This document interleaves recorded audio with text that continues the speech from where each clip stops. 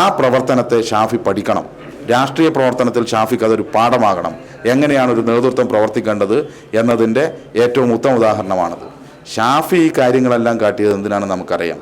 ഇപ്പോൾ ഷാഫിയെ ഹോസ്പിറ്റൽ കാണാൻ വേണ്ടി ഒരു പ്രമുഖ വ്യക്തിത്വം വന്നിട്ടുണ്ടല്ലോ, കേരളം ബഹിഷ്കരിച്ച ഒരു MLA രാഹുൽ മാങ്കൂട്ടത്തിൽ വന്നു എന്നതാണ് വാർത്ത. പഴയ ജോഡികൾ ഒന്നിച്ചിരിക്കുന്നു. അതിനുള്ളൊരവസരം സൃഷ്ടിക്കാനാണോ ഈ പേരാമ്പ്രയിലെ സമാധാനാന്തരീക്ഷം തകർത്തത്?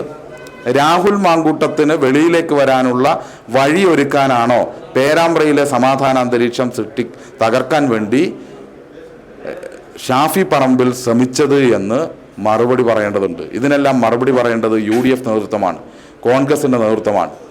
ഏതാണ്ട് ഭസ്മാസുരന് വരം കൊടുത്തു എന്ന് പറയുന്നത് പോലെയാണ് ഇപ്പോഴത്തെ കോൺഗ്രസിൻ്റെയും UDFൻ്റെയും അവസ്ഥ.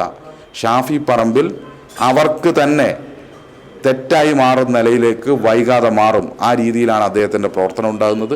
കുറേ നാളുകളായി പേരാമ്പ്രയിൽ അദ്ദേഹം ഇത്തരത്തിലുള്ള നിരവധി ഗിമ്മിക്കുകൾ കാട്ടിക്കൊണ്ടിരിക്കുകയാണ്. ഒന്ന് അക്രമത്തിൻ്റെ പാതയാണെങ്കിൽ മറ്റൊന്ന് പറ്റിക്കലിൻ്റെ പാതയാണ്. പേരാമ്പ്ര പഞ്ചായത്ത് ലൈഫിൽ അനുവദിച്ച വീട് ഒരു ഉളുപ്പുമില്ലാതെ കോൺഗ്രസിൻ്റെ വീടാണ് എന്ന് പറഞ്ഞ് ഉദ്ഘാടനം ചെയ്ത് കഴിഞ്ഞ ആഴ്ച പോയ മഹാമാന്യനാണ് ഈ MP ഷാഫി എന്ന് പറയുന്നത്. ഇത്തരത്തിൽ എന്തും കാണിക്കും.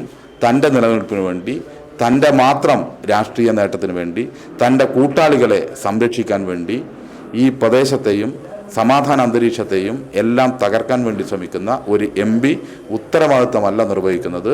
ഒരു ഉത്തരവാദിത്തപ്പെട്ട രാഷ്ട്രീയ പ്രവർത്തകൻ ഒരു പ്രദേശത്തെത്തിയാൽ അവിടെ സമാധാനം ഉണ്ടാകും. എന്നാൽ ഷാഫി പറമ്പിനെ പോലെയുള്ള ആളുകൾ ഒരു പ്രദേശത്തെത്തിയാൽ അവിടെ കലാപം ഉണ്ടാകും.